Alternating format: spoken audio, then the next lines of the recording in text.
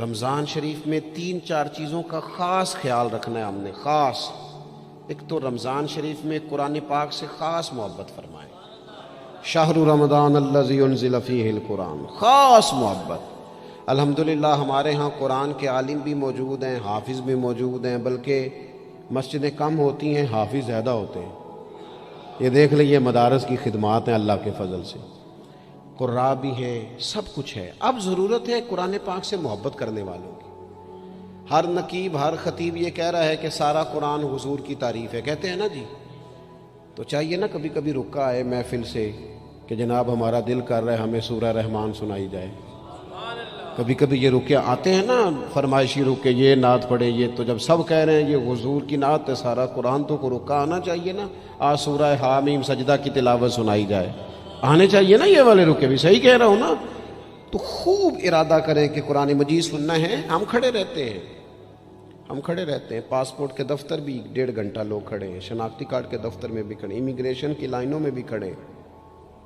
نیت کریں کہ میں نے جم کے قرآن مجید سننا ہے، اور جس مسجد میں پہلی تراویح شروع کریں کوشش کریں کہ ساری تراویح اسی میں پڑھی جائے، اور خاص ذوق کے ساتھ۔ خاص پنجاب میں ایک گاؤں تھا، تو اس میں نا ایک دفعہ ایک بالکل عام سادہ سا آدمی دکاندار تھا، تو اس کا انتقال ہو گیا، تو اس کی قبر سے خوشبو آنے لگی۔ تو اگر پیر صاحب ہوتے پھر تو بچوں کی موج لگ جاتی، کیا بات ہے بھئی، اتنی کرامت۔ عام سادہ آدمی تھا، قبر سے خوشبو آنے لگی، لوگ پہنچ گئے، معلومات کی، گھر تک گئے، کہا کوئی مطلب ٹھیک ہے داڑھی شریف تھی، نمازی تھا، لیکن کوئی ایسی خاص چیز ہم نے نہیں دیکھی۔ تو اس کے گھر والے بتانے لگے کہ نا قرآن مجید نہیں پڑھا ہوا تھا، بوڑھا آدمی تھا لیکن قرآن مجید سے عشق کرتا تھا، کئی گھنٹے قرآن مجید کو وضو کر کے اپنے پاس رکھتا اور پھر انگلیاں چلاتا اور کہتا میرے مالک نے میرے لیے جو بھی فرمایا ہے حق اور سچ ہی فرمایا ہے۔ اسے چومتا، پیار کرتا۔ اللہ نے یہ اعزاز دیا کہ اگر انتقال ہوا تو قبر کی مٹی سے بھی خوشبو آنی شروع ہو گئی۔ خدا را قرآن پاک سے پیار کریں، خوب ذوق بنائیں کہ ہم نے قرآن مجید کو سننا ہے۔ دوسری میری گزارش یہ ہے آپ حضرات سے کہ سحری میں اٹھنا تو ہے ہی، سودا لینے کے لیے بھی جانا ہے، ہمارے ہاں دہی دودھ کے لیے بھی لوگ صبح صبح جاتے ہیں، تو ایسا نہ کریں کہ تھوڑا 10 منٹ اور جلدی اٹھ جائیں اور پورا رمضان تہجد کی نماز پڑھیں۔ بڑی پسند ہے نبی کریم کو تہجد کی نماز۔ صبح اگر 2 رکعتیں نصیب ہو جائیں تو نبی کریم علیہ السلام نے فرمایا جب جوان آدمی تہجد کے لیے کھڑا ہوتا ہے تو اللہ فرشتوں کے سامنے فخر فرماتا ہے۔ یہ ضرور عادت بنائیں، صبح جن لوگوں کو چند نفل نصیب ہو جائیں اور پھر وہ دعا مانگیں، ایک تو رمضان پھر تہجد کا ٹائم، اس ذوق کو۔ اور تیسری گزارش میری یہ ہے، غریب آدمی جو ہوتا ہے وہ سمجھدار نہیں ہوتا، چونکہ عقل مند ہونے کے لیے تو پیسے ہونا بھی تو ضروری ہے نا۔ میں نے دیکھا ہے کہ بالکل ان پڑھ آدمی ہو لیکن سیٹھ ہو نا، تو بڑے بڑے سیانے لوگوں کو نصیحتیں کر رہا ہوتا ہے اور اس کی سنی بھی جا رہی ہوتی ہیں۔ میری غربت نے کیا مجھ کو زمانے میں بدنام، تیری دولت نے تیرے عیب چھپا رکھے۔ یہ نا غریب آدمی، اگر سیانے ہوتے تو وہ بھی مالدار نہ ہوتے، یہ نہیں سمجھدار ہوتے، یہ بیچارے کمزور ہی اس لیے رہ جاتے ہیں کہ ان کو چالاکیاں، تیزیاں الا ماشاءاللہ نہیں آتی۔ تو کئی دفعہ غریب تکلیف بھی دیتا ہے، جب آپ کچھ بانٹنے لگتے ہیں، جب کچھ آپ دینے لگتے ہیں تو کچھ چیزیں محسوس بھی ہوتی ہیں۔ بندہ دیکھ کر خیرات نہ کریں، اللہ کی رضا دیکھ کر کریں۔ ہمیں صحیح حدیث میں اس شخص کا تذکرہ بھی ملتا ہے جس نے آ کے نا محبوب کی چادر کو کھینچا تھا، یہ بخاری میں، اور گردن مبارک پہ نشان پڑ گیا تھا۔ اس نے کہا میں کچھ لینے آیا ہوں، چادر کو کھینچا، تکلیف ہوئی بظاہر، لیکن محبوب نے پھر بھی جب عطا کیا تو مسکرا کے ہی عطا کیا۔ غریب آدمی تکلیف میں ہے، مہنگائی نے آزمائش پیدا کر دی ہے۔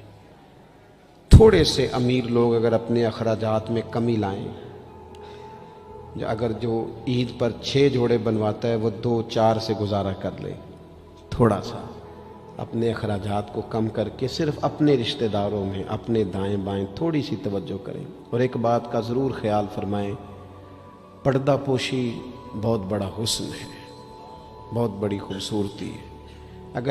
अगर ये सदक़ात और खैरात और रमज़ान में जो मुसावात का महीना है उसमें अगर थोड़ी सी ना पर्दे के साथ, इमाम अबू नुऐम ने लिखा है कि 100 घर था मदीना शरीफ में, 100, थोड़ी सी आबादी होती थी, 100 घर कितना ज़्यादा होगा। 3 वक्त खाना भी पहुंचता था, कपड़े भी पहुंचते थे, बीमार की दवा के पैसे भी पहुंचते थे। कौन दे जाता है पता कोई नहीं था। फिर अचानक सबके घर खाना आना बंद हुआ तो लोग परेशान हुए, एक दूसरे से पूछने लगे तेरे घर कब से नहीं आया? का 18 मुहर्रम से। तेरे घर कब से नहीं आया? उसी शाम से। तेरे घर 18 से। अब जब सब मुत्तफिक हुए तो पता चला कि 18 मुहर्रम को इमाम ज़ैनुल आबिदीन का इंतकाल हुआ। 100 घरों में खाना जाता था पर पता नहीं था दे कौन जाता है। कुछ थोड़ा सा ना, कुछ खबरें ऐसी हैं जो हज़रत उमर बिन अब्दुल अज़ीज़ सुबह अपने खादिम को ना एक सारे दिन के कामों की लिस्ट दिया करते थे। तो एक दिन लिस्ट दी तो वो चाहिए तो ये था ना कि उस पर लिखा होता था कि 11 बजे महकमा तालीम वालों को बुलाना, ज़ोहर के बाद दिफा वालों को बुलाना, शाम को सेहत वालों को बुला लेना। वो लिस्ट जो दी थी उस पर लिखा था कि कल 5000 दरूद पाक कम रह गया था, आज ज़्यादा पढ़ना है। वो फलां बेवा के घर में राशन पहुंचाना है। वो 2-3 लाइनें अभी पढ़ी थीं कि वो हज़रत ने छीन ली, फरमाया ये तो मेरी ज़ाती है। तो मुशीर कहने लगा हुजूर ये कब करते हैं, कभी बताया नहीं। तो आप फरमाने लगे कुछ पैसे छुपा के रखे होते हैं लोगों ने कि मुश्किल पड़ गई तो काम आएंगे। मैंने भी कुछ नेकियां सब से छुपाई हैं, क़यामत में मुश्किल पड़ गई तो अल्लाह के करम से मेरे काम आ जाएंगे। ये कुछ मैंने साइड पे कर दी हैं जो मैंने किसी को बताई। तो रमज़ान शरीफ में ऐसी नेकियों का मौका मिलेगा। कुछ छुपा लें, कीमती चीज़ें सबको नहीं बताई जाती, छुपाई जाती हैं। जो जिनको कीमती समझते हैं ना, करोड़ों रुपया जिसके पास हो वो थोड़ी बताता है मेरे घर में 50 तोले जेवर पड़ा, थोड़ी को बताएगा। तो कीमती चीज़ें बताई नहीं जाती, छुपाई जाती हैं। अपनी नेकियों को कीमती बनाएं, उनको छुपाएं। अल्लाह के हुजूर दुआ करता हूँ। ये हज़रत ने भी इस पर बात की थी और मुझे भी इरशाद फरमाया, ये जो आपस की रंजिशें हैं ना, जब मकासद बड़े होते हैं फिर रंजिशें नहीं होती। आपस की रंजिशें, बस एक हदीस पाक अर्ज़ करता हूँ, अगर आपकी समझ में आ गई तो बात। हमारे यहाँ ना कुछ लोगों ने सुन्नतों को भी मखसूस कर लिया ना कि ये वाली सुन्नत है। भाई तमाम ज़ाहिरी सुनन और आदाब पर भी अमल करें और जो बातनी कैफियत हैं उस पर भी गौर करें। तिरमिज़ी में हदीस है, उम्मीद है आप याद रखेंगे। नबी रहमत अलैहिस्सलाम ने फरमाया, ए अंस, ए मेरे बेटे, तुमसे हो सके तो सुबह इस हाल में करना कि तुम्हारे दिल में किसी के लिए बुग़्ज़ ना हो। सुबह इस हाल में करना कि तुम्हारे दिल में किसी के लिए बुग़्ज़ ना हो।